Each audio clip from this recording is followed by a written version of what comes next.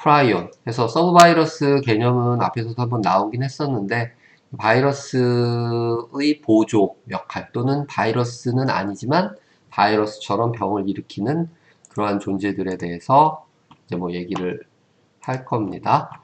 약간은 혼돈스러운 부분도 있을 수 있는데 바이러스라는 개념을 우선은 딱 빼고 단 하나만 바이러스하고 동일하게 생각하시면 됩니다. 감염성, 퍼져나갈 수 있는 성질을 가지고 있는 그런 존재라고 생각하시면 돼요. 오케이. 오늘 요거를 마칠 거니까. 그래서 서브바이러스의 정의인데요. 분자적인 정의에서는 미흡한 바이러스에 완벽하지 않은 그런 바이러스고요. 그러니까 바이러스로서 자기의 성질, 그러니까 스스로 복제하고 증식하고 하는 것들을 다 못하는 거죠. 그래서 서브바이러스 또는 유사바이러스라고 얘기를 합니다. 이런 바이러스들이 바이러스 종에 속하지는 않아요. 근데 마치 바이러스와 같이 전파가 되고 질병을 일으키기 때문에 이런 서브바이러스 종에 넣고요. 감염성이 있으면 질병을 유발을 합니다. 이게 어떻게 보면은 가장 이 서브바이러스의 설명을 잘 해주는 그런 부분이라고 할 수 있고요. 서브바이러스의 종류는 여기 나와 있듯이 위성바이러스, 위성바이러스 앞에서도 한번 언급이 됐었는데 세틀라이트 바이러스라고 형태학적으로는 완전한 바이러스 입자지만 증식하려면 다른 바이러스의 도움이 필요하죠. 네, 헬퍼 바이러스가 필요한데 이게 이제 헬퍼 바이러스로 적용되는 게 이제 아데노나 헐페스 바이러스가 누구를 도와줘요? 아데노 어소시에이티드 바이러스, 그러니까 AAB라고 하는 부속 바이러스라고 얘기하는데 부속이라는 얘기가 이 아데노의 부속이라는 바이러스 개념이에요. 그래서 위성 바이러스의 개념이고요. 그리고 헬퍼 바이러스와 상동성은 전혀 없죠. 하지만 이 헬퍼 바이러스들이 없으면 증식을 할 수 없는 그런 바이러스들입니다. 그리고 바이로이드. 바이로이드는 유전자만 갖고 있는 형태라고 보시면 됩니다. 근데 유전자도 대부분 RNA를 가지고 있는 아이들이고요. 일종의 RNA 분자, 크기는 약 0.3kbase, 300베이스 페어 정도밖에 안 되는 작은 RNA 분자고요. 여기 있듯이 단백질이 없어요. 식물의 대부분 감염이 돼서 질병을 유발하는 그런 형태라고 보시면 됩니다. 그러니까 식물 바이러스라고도 표현하는데 이런 RNA 식물 바이러스가 바이로이드라고 얘기를 합니다. 그러니까 얘는 유전자만 있는 거. 프라이온 같은 경우는 우리 몸에 존재하는 단백질이에요. 근데 얘가 변성이 된다고 표현하는데 단백질의 구조가 변화하면서 감염성 있는 형태, 독성 있는 형태로 바뀌게 됩니다. 단백질만 가지고 이런 감염성과 병을 일으킬 수 있는 독성을 가진 그런 형태를 말하고요.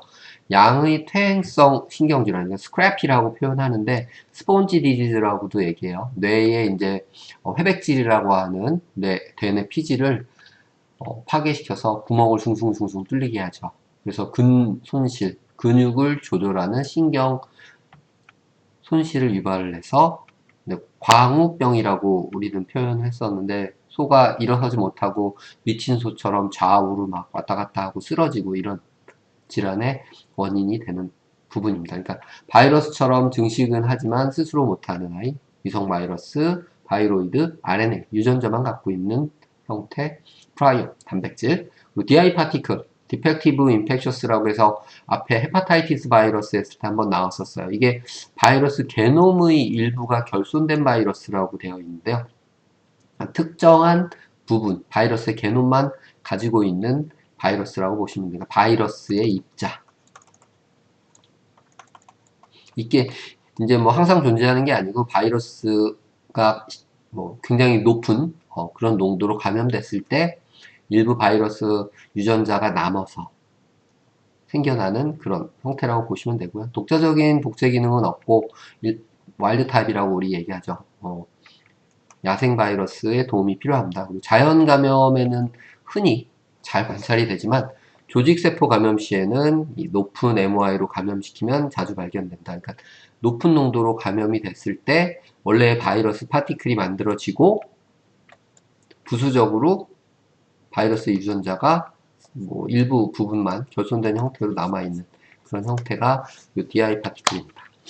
그래서 뉴클레이크 애시드, RNA, DNA, 뭐 위성 바이러스는 둘 다 가질 수 있고요. 둘 중에 하나. 바이로이드는 RNA, 프라이오는 유전자가 없고요. 프로테인 코딩하는 건 위성 바이러스 당연히 캡시드 프로테인 그리고 프로테인 파티클을 가지고 있습니다. 헬퍼 바이러스 디펜던시, 헬퍼 바이러스가 요구가 되고요. 감염성도 있고 질병도 유발을 해요. 근데 바이로이드는 유전자만 갖고 있죠. 단백질도 없고 프로테인 파티클도 없고 헬퍼 의존적이지 않고 감염성은 하지만 있고 질병도 유발을 합니다. 프라이오는 유전자는 전혀 없죠. 이 두 개가 상반된 부분이라고 생각하시면 돼요. 유전자는 없고 프로테인, 호스트, 그러니까 우리도 있고 동물에게 존재하는 세포막에 있는 단백질이에요. 그리고 이게 변형이 되죠.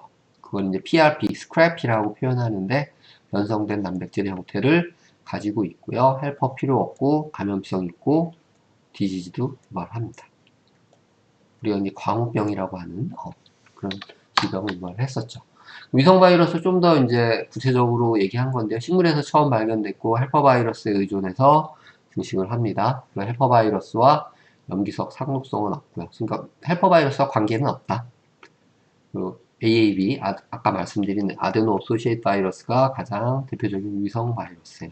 헬퍼 의존적이고 독자적으로 입자 형성을 뭐 할 수는 있어요.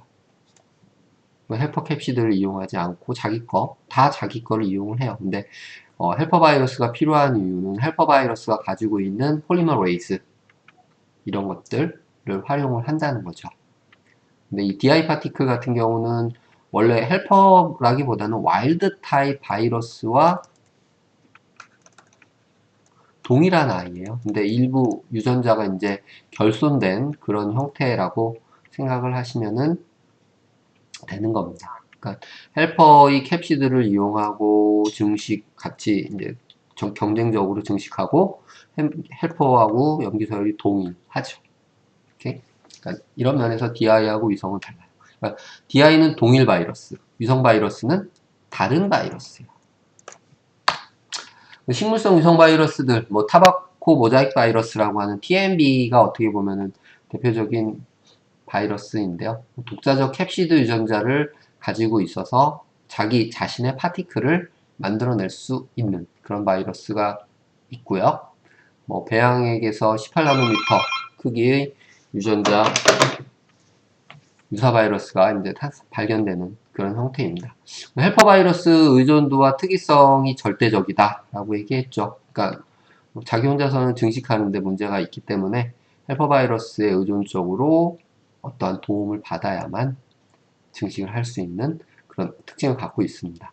식물 위성 바이러스 특징은 얘네들은 동물에는 감염되지 않아요. 식물에만 감염되는 그런 바이러스라고 생각을 하시면 돼요. 그리고 식물은 실질적으로 동물하고 세포 구조나 아니면 뭐 증식하는 이런 것들이 많이 상반되기 때문에 서로 크로스해서 서로 유전자 변이가 일어나거나 그럴 가능성은 굉장히 낮은 식물 바이러스는 아주 고유한 식물에만 감염되는 그런 바이러스라고 생각하시면 됩니다.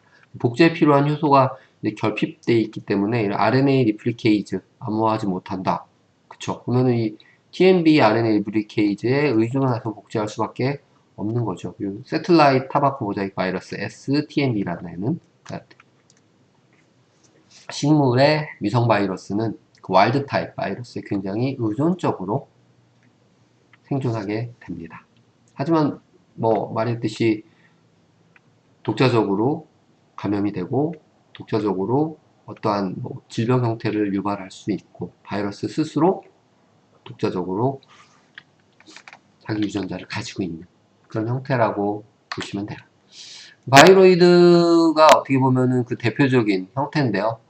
바이로이드는 이제 아까 말했듯이 RNA로만 구성된 그 가장 작은 감염성 물질이라고 얘기했고요. 대부분이 RNA가 싱글 스트랜드죠. 그래서 RNA가 이렇게 퍼져 있으면은 쉽게 데그라데이션 되기 때문에 대부분은 우리가 알고 있듯이 이런 헤어핀 루베 형태로 안정성을 유지를 하면서 RNA를 보유를 하게 됩니다. 원형의 작은 RNA 분자라고 얘기를 했고요. 바이러스 감염된 형태예요. 그러니까 우리가 뭐 동물 바이러스 생각하는 것보다는 아주 막 심각하진 않지만 식물들 보면 가끔 못생기고 약간 이상한 모양, 돌연변이식으로 만들어지는 형태들이 있는데요. 그게 대부분 이런 바이로이드의 감염에 의해서 유발된다고 생각하시면 됩니다. 식물에서만 발견되고 감자, 코코넛, 토마토 이런 데서 농업용 작물에서 흔히 발견되는 그런 바이러스고요.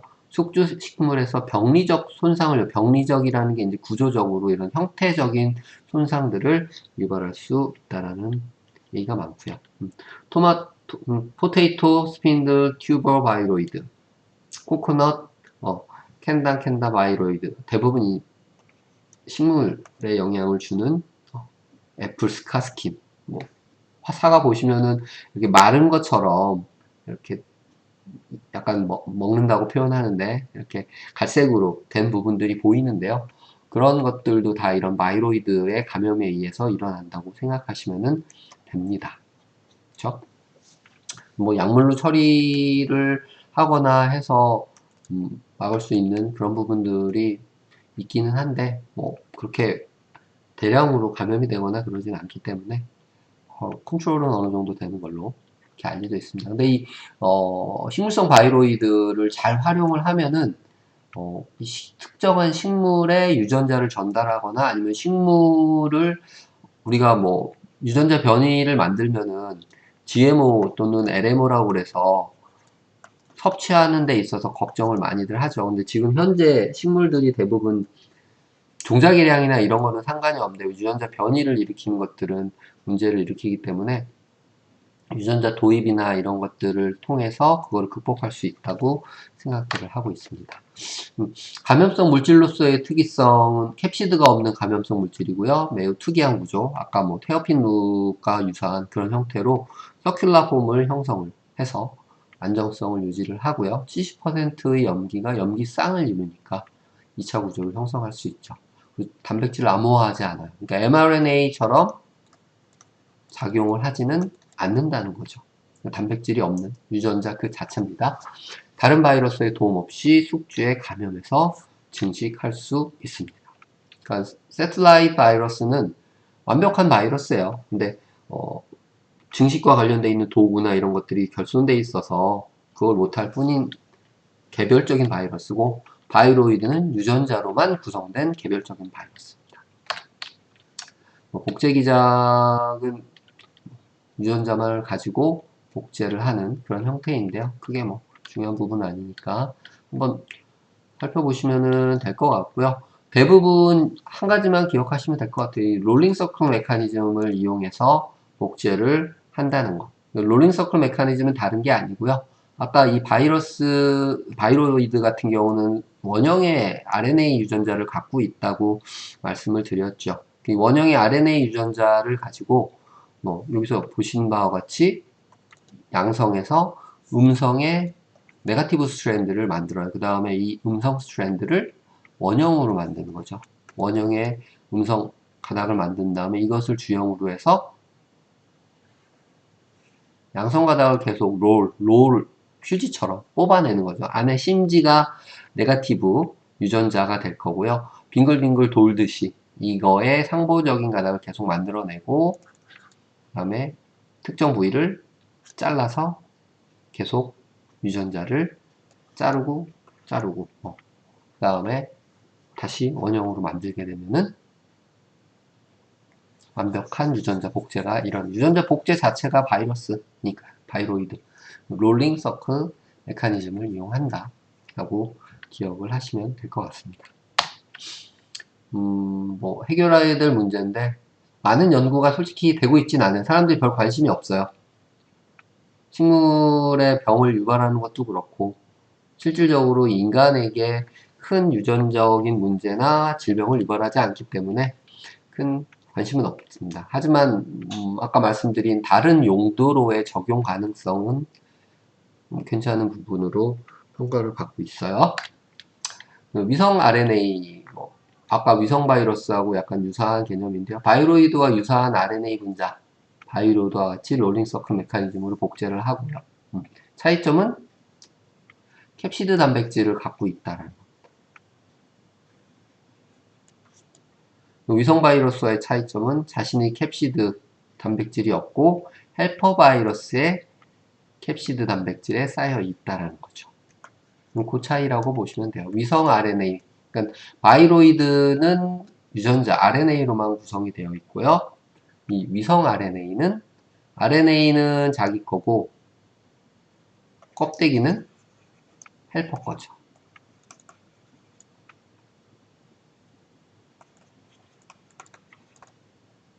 특이한 애죠.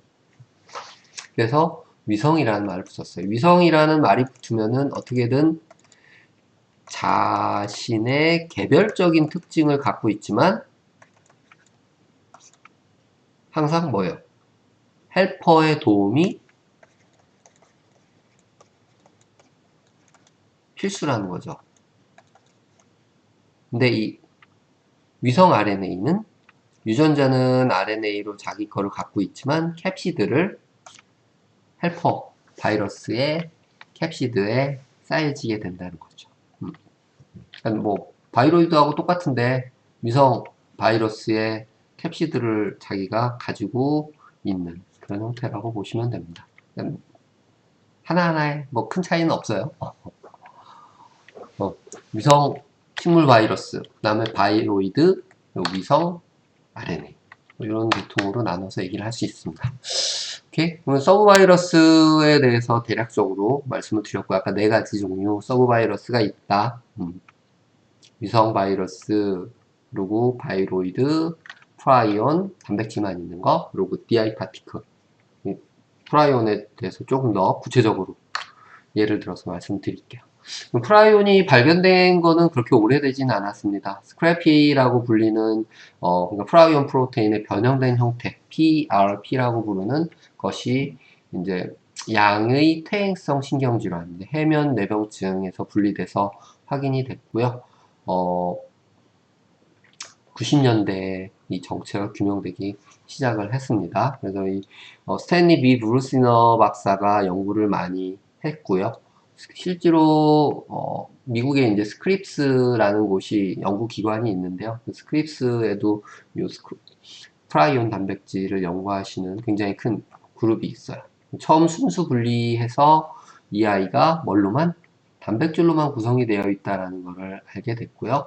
그리고 그 단백질이 실제 우리 몸에 있는 프로테이너스 인펙셔스 에이전트라고 명명을 했지만 우리 몸에 실제 존재하는 숙주 단백질이라는 거를 알게 됐죠. 프라이온 단백질. 그리고 뭐 뇌에만 있는 게 아니고 심장이나 기타 근육 이런 세포에도 존재를 하는 그런 단백질입니다. 양 이외에 소나 염소, 사슴 등 다른 동물에서도 발견이 됐고 실제 뭐 인간 프라이온 질병이라고 얘기하는 질병이 있긴 했었어요. 그래서 파푸아뉴기니에 이게 저 호주 위쪽에 그쵸, 거기 있는 열대지방에 있는 섬인데 그 원주민들이 가족이 죽거나 그러면은 이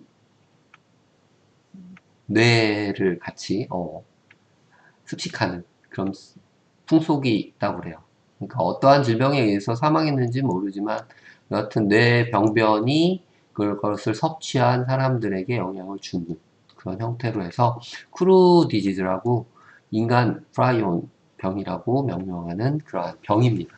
실제 소에서 광우병이 생겨나기 시작한 것도 어떻게 보면은 이 파푸아뉴기니 원주민의 그 습식 습성하고도 비슷하다고 볼 수 있어요. 사람이 임의로 소에게 육식 사료를 먹인 거예요.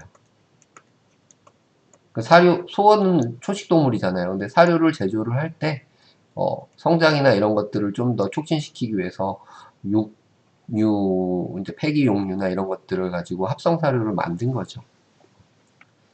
그 뒤로부터 문제가 많이 유발이 됐다고 이제 예측을 하고 있습니다. 1990년대 이후에 발병한 변형, 클루이펠츠 야콥 디지즈라고 해서 베리언트예요.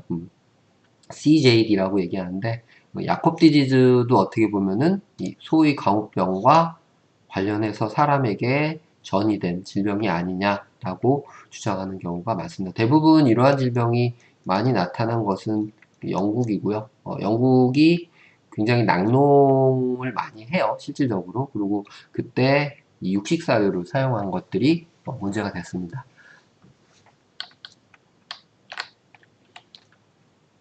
그래서 뭐 Transmissible Spongiform Encephalopathy라고 얘기하는 TSE라고 이제 프라이온 질환을 얘기를 하는데요. 전이가 되는 스폰지폼, 아까 말씀드린 뇌에 백색질을 이제 구멍을 빵빵빵빵 뚫면서 스펀지처럼 만들어 버려요. 그 뇌의 병명증입니다. 스크래피와 유사한 다수 동물의 또는 인간의 퇴행성 뇌질환으로 보고가 되고 있는 TSE하고 프라이온 디지즈하고 굉장히 뭐 유사한 질환이라고 생각을 할 수 있습니다. 여러분이 알고 있는 알츠하이머 같이 이제 뭐 생겨나는 병들도 대부분 치매라고 하는 것들이 뇌에 이제 단기 기억 상실이 생겨나는 건데요. 그 이유가 결국에는 회백질이라고 하는 단순 기억을 해주는 부분들이 손상이 되면서 신경들이 사멸되고 그 사멸이 주변으로 퍼져 나가는 거거든요. 근데 그거는 기억과 관련되어 있는 게 주다라고 하면은 이 프라이온 질환은 아까 뭐 신경성 근손실이에요. 그러니까 근육 조절하는 신경이 소실되는 그런 형태라고 보시면 됩니다. 오케이? 여하튼 프라이온 단백질은 말씀드렸듯이 우리 호스트 숙주에 존재하는 단백질이고요. 질환 부위인 뇌에 추출된 이제 아밀로이드 피브릴에서 분리된 질환 관련해서 약 27kDalton의 단백질이고요. 그냥 정상적인 단백질이 아니고 변형된 스크래피라고 하는 PERP라고 불리는 그런 단백질입니다. 그리고 여기 나와 있듯이 아밀로이드 피브릴이라고 표현됐는데 우리가 손상된 조직이 손상된 부위에는 섬유화된다고 얘기하죠. 파이브로시스. 이게 파이버가 잘해. 파이버. 파이브로시스. 파이브로. 그 아밀로이드 형태의 이런 파이버들이 차오르게 되면서 손상 부위에 이제 거기에서 병변이 일어나는 건데요. 그 아밀로이드 피브릴을 27kDalton 사이즈의 프라이온 PRP가 유도를 한다는 거죠. 질환과 관련된 핵산은 발견되지 않았다. 유전자가 없다는 얘기죠. 그래서 프라이온 가스에 대한 제안으로 이 사람이 1997년도에 노벨상까지 받았는데요. 단백질의 자체에 의한 단백질 변성에 의한 감염성 질환이라고 생각을 하시면 됩니다. 그래서 사람에서는 아까 쿠루병이나 아니면은 CJD, 클루페츠 야콥 디지즈가 어떻게 보면은 유사한 질환으로 생각이 되고 있고요. 자발적으로 생기는 그런 질환들은 대부분 여기 있듯이 치매하고 유사한 그런 성격을 갖고 있고요. VCJD, 베리언트 클루펠츠 야콥 디지즈가 사람의 광우병의 형태라고 기억을 하시면 될 것 같아요. 뭐, 여하튼 클루펠츠 야콥 디지즈 굉장히 유사한 프라이온 질환이다. 오케이. 동물 프라이온 같은 경우는 대부분 우리가 알고 있듯이 양, 염소 이런 소, 엘크 이것도 사슴이죠. 이런 쪽에 많이 나타나게 되고요. 증상 자체는 운동실조예요. 대부분 다. 광우병이라고 표현했죠. 소에서는. 그쵸?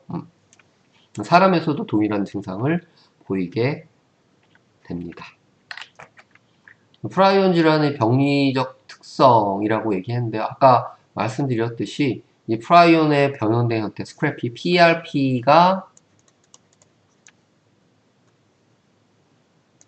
단백질의 중합체를 만들어요. 이게 뭉쳐진다는 거죠.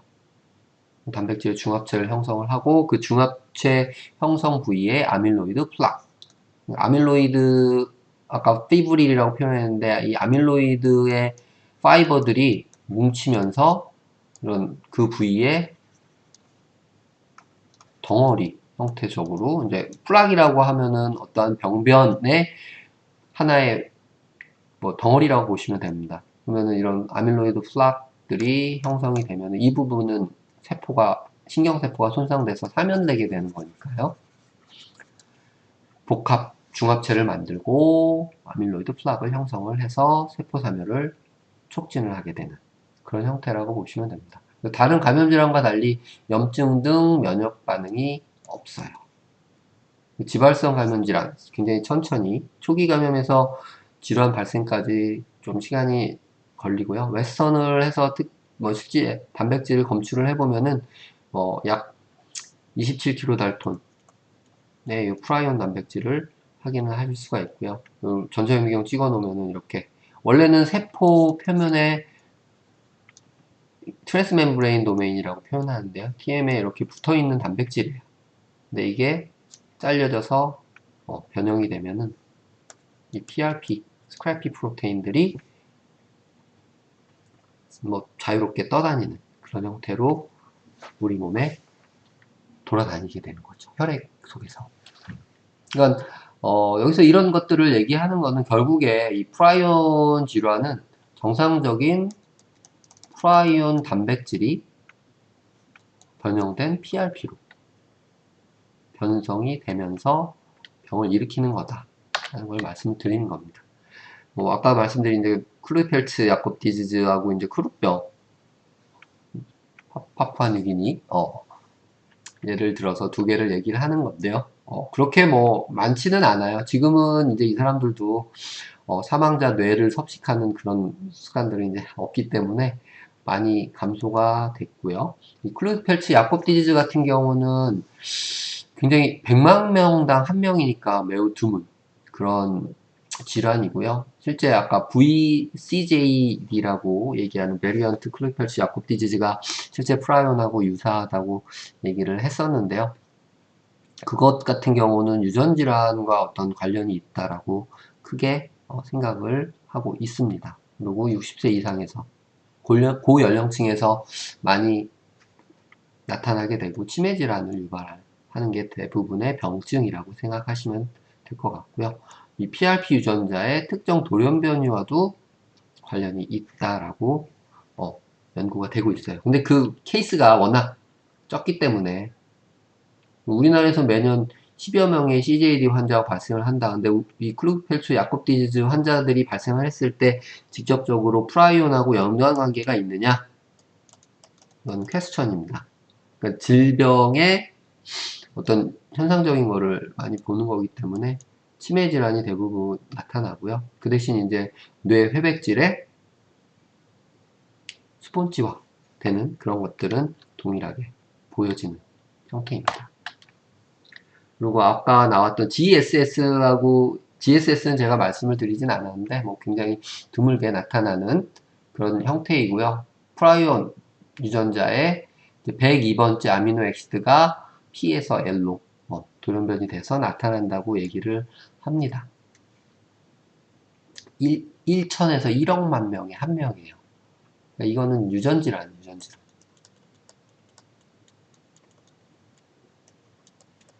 그러니까 특정한 포인트 뮤테이션에 의해서 발생하는 거기 때문에 굉장히 드문 그런 형태입니다. 베리언트 CJD, 베리언트 클로이페스 야콥 디지즈 변형된 클로이페스 야콥 디지즈가 그나마 인간광우병이라고 해서 많이 연구가 되고 있고요. 광우병과의 연관성을 계속 이제 제시를 해주고 있습니다.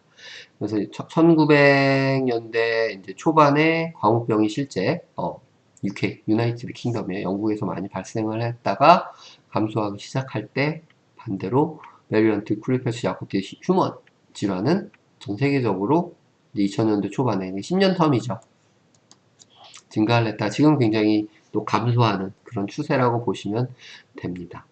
이때 생산된 어떤 소고기나 이런 것들, 광우병에 걸린 소고기, 광우병에 진행이 있는 고기들을 섭취했던 그런 사람들이 10여 년 후에 사람 광우병이라고 하는 베리언트 CJD의 형태로 발병이 되는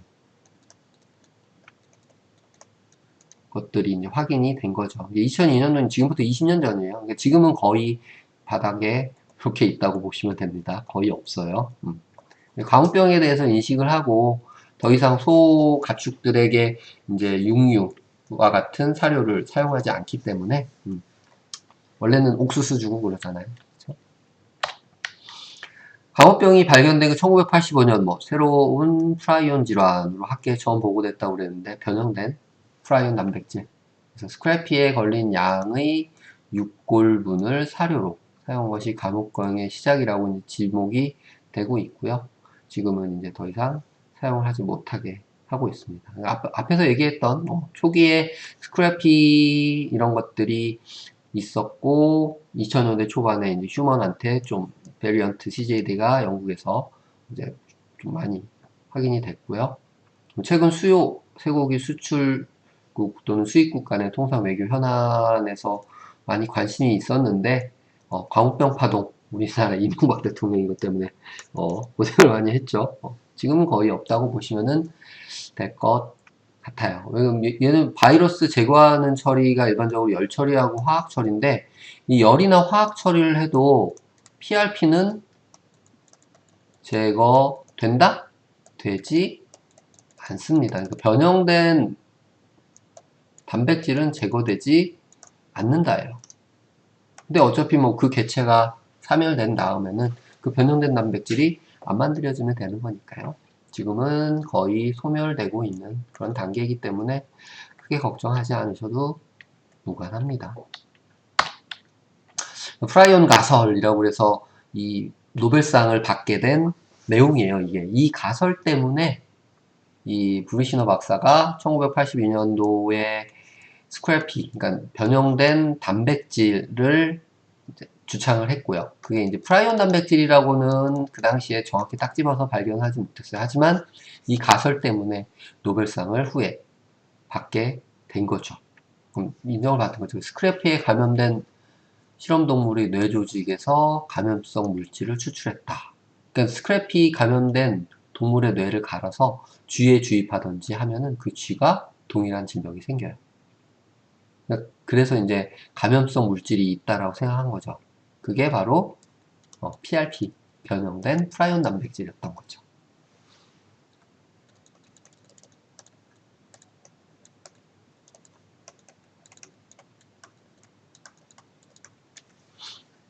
감염성에 영향을 주는 처리 조사, 뭐 일반적으로 감염 물질의 UV를 조사를 해서 핵산을 파괴하거나 아니면 DNA이자 RNA 처리하거나 트립신 이런 것들을 처리를 해서 감염성을 조사하게 되는데요. 이런 유전자와 관련되어 있는 것에 대해서는 감염성의 변화가 전혀 없었어요. 그러니까 유전자가 없다라는 거죠. 근데 이 트립신이나 프로테이즈 이런 것들은 단백질 분해 효소예요. 트립신을 처리했던 감염성이 사라졌어요. 감염 물질이 단백질로만 구성이 되어 있다. 이게 프라이온 가설이죠. 감염된 동물에 감염성 물질이 있고 유전자가 없는 프라이온 가설인 단백질로만 구성되어 있고 1번 단백질로만 구성되어 있다. 감염성이 높은 분액에서 프로테이즈 K를 처리에 견디는 뭐 27에서 30kD의 단백질을 분리해서 그거를 이제 PRP라고 찾아냈고요. 숙주 유전자라는 거를 규명을 했습니다. 이건 후에 이제 규명이 된 거예요. 그리고 PRP는 33kD의 단백질로 발현이 되고 정상 세포에서는 뭐 프라이온으로 존재를 한다. 그래서 C를 붙이고요. 질환에서는 얘가 변형돼서 스크래피 형태다. 그래서 SC 이렇게 해서 표현을 하기도 합니다. 노멀 브레인에서는 일반적으로 프라이온 프로테인들이 굉장히 조금 발견되고요. 그리고 여기 있듯이 트립신 처리한 거예요. 정상 프라이온 프로테인들은 다 제거가 돼요. 근데 여기 스포라딕 CJD 브레인이나 베리언트 CJD 그러니까 변형된 프라이온 단백질 스크래피는 저항성을 갖는 거죠. 효소에 파괴가 되지 않는다는 거예요. 이게 그래서 프라이온 가설이 이제 확인이 된 거죠. 그러니까 원래 단백질로만 구성이 되어 있고 효소에 대해서는 파괴가 되지 않는다. 그리고 숙주의 유전자이다.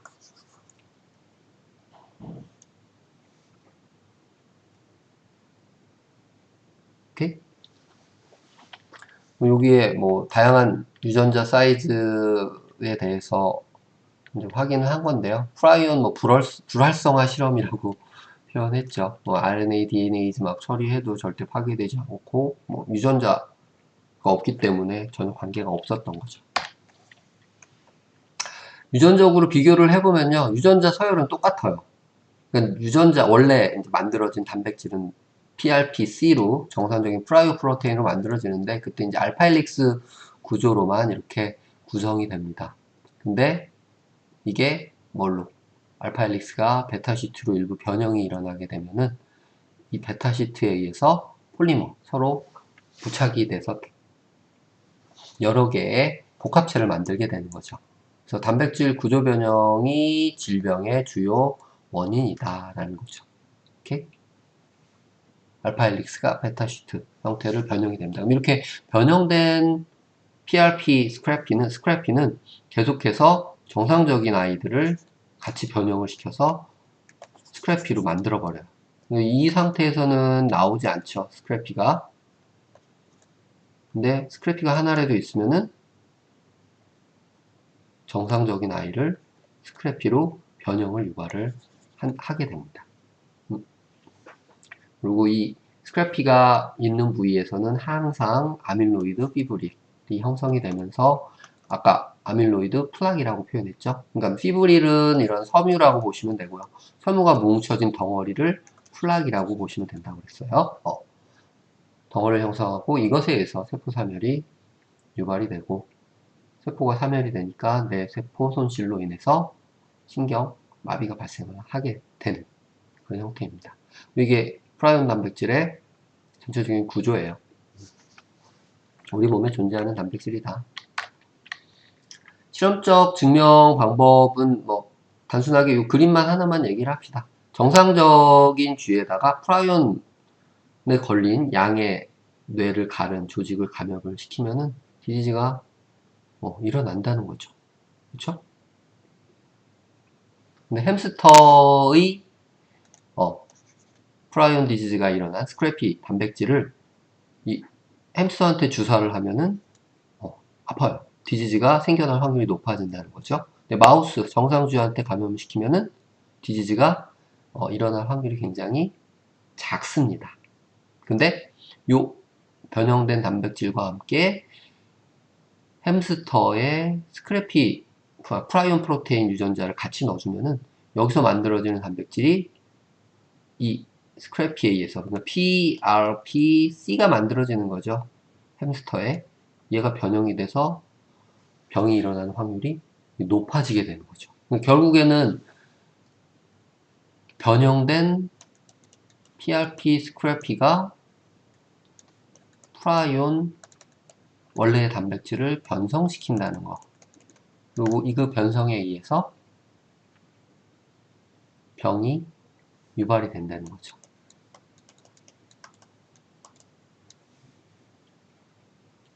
오케이? 이거 또 아예 안 일어나는 건 아니에요. 퍼센트가 낮을 뿐이지.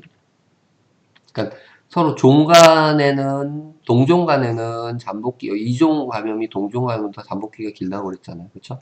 동종에서는 더 빨리 쉽게 일어나고 이종에서는 드물게 일어난다. 하지만 일어난다는 얘기죠. 변형된 스크래피 단백질에 의해서. 나카오 마우스를 이용해서 실험을 해보면요. 프라이온 단백질을 가지고 있는 아이는 질병이 일어나는데 프라이온 단백질이 없으면은 스크래피를 줘도 일어나지 않아요. 왜? 변형시킬 단백질이 존재하지 않잖아요.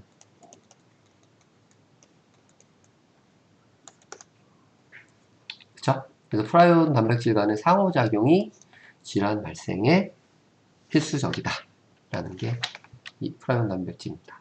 가설 정리해보면 염색체 유전자가 발현하는 정상적인 프라이온 단백질의 변형체, PRP 스크래피가 프라이온 질환의 주요 감염 물질이고요. 변형 이성체 스크래피가 주형으로 작용해서 정상적인 프라이온 단백질을 변형을 시키게 됩니다. 알파 헬릭스를 시트 형태로 변형을 시켜서 병을 유발한다. 두 이성체 간의 차이점은 스크래피 정상 단백질 단위체로 존재하는 것이 스크래피가 되면 응집을 해서 아밀로이드 피브릴을 플락으로 만들게 됩니다. 질환물질 증폭기간 기작이라고 얘기했는데 결국에는 증폭되는 건 정상 프라이온을 변형된 프라이온으로 변성시켜서 만들어지게 하는 것들이죠. 아직까지 이제 연구가 계속되고 있긴 한데 실질적으로 앞에서 말씀드렸듯이 강우병이 많이 대부분 이제 없어진 그런 상태고 어떻게 보면은 그 원래 동물이 가지고 있는 고유한 습식 습관이나 아니면은 습성을 유지를 해야 된다는 그런 얘기가 되는 거죠. 그러니까 변형체의 단백질이 만들어져서 병을 유발한다는 거니까요. 시험관에서 합성된 스크래피에 의한 뇌병증이 발병이 될 수 있고요. 대장균에서 발현한 스크래피도 동물하고 똑같이 작용을 한다라고 하면은 유전자 발현이 없이도 발병을 할 수가 있습니다. 프라이온 종간의 차이점, 당연히 유전 서열이 조금씩 다를 테니까 단백질 구조도 조금씩은 다를 거라고 생각이 돼요. 하지만 변형된 형태는 유사하다고 생각을 합니다. 스크래프 단백질 자체는 세포 독성이 없다. 프라이온 증폭 과정에서 생성된 다른 미지의 독성 물질. 이거는 미지의 독성 물질이라고 보기보다는 아까 말씀드린 아밀로이드 피브릴들을 모일 수 있는 복합체, 그러니까 본드죠, 본드, 글루. 본드의 역할을 요 스크래피 프로테인들이 할 거라고 생각을 하는 겁니다. 그리고 아밀로이드, 아까 이 플락이라고 하는 것은 되게 신기하게 신경하고 심장 근육에만 유발이 돼요. 그러니까 이런 심장 근육하고 신경의 가장 큰 특징이 뭐냐? 더 이상 증식하지 않는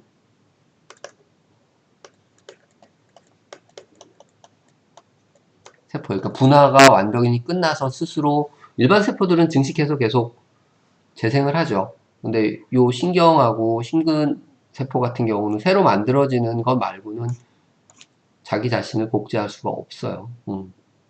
근데 요 아밀로이드 플락이 신기하게도 요 두 형태에 집중해서 나타나는 형태입니다. 실제 심장에 아밀로이드 유발 심장병이 꽤 있어요. 여튼 그 사이드고. 그래서 독성 자체는 없지만 어떠한 질병을 유발할 수 있는 형태를 촉진한다 라는 거는 밝혀진 부분이라고 보시면 될 것 같습니다. 네, 그래서 오늘 좀 다양한 말씀이라기보다는 우리가 알고 있는 부분에 이제 부가적으로 조금 더 추가해서 요 얘기를 진행을 했습니다. PPT는 동일하니까 참고하시고요. 동영상 파일은 바로 유튜브에 올려서 볼 수 있게 그렇게 하겠습니다. 혹시